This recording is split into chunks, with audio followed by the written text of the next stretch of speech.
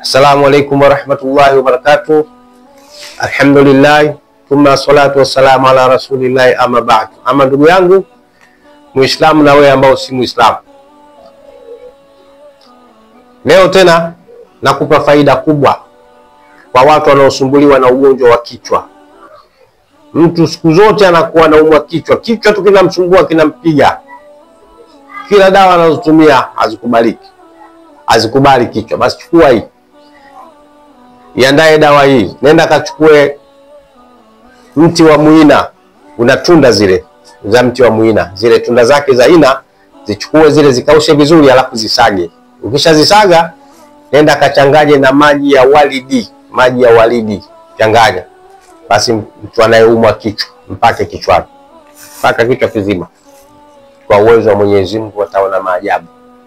Ataona maajabu, kwa kichwa ndio kitakuwa mwisho kuuma. Kichwa. Hii ni dawa nzuri sana kutibu maradhi ya kichwa. Chukua ndugu yangu hiyo, inshallah itakusaidia. Matunda ya mti wa muina. Yasage vizuri, kausha yale, yasage vizuri, changanya na maji ya walidi. Kisha changanya, basi mtu anayesumbuliwa na kichwa mpake kichwani maji hayo. Kwa uwezo wa Mwenyezi Mungu kichwa kitakuwa kimepona kabisa. Wa afwa minkum wa hadha. Assalamu alaikum wa rahmatullahi wa barakatuh.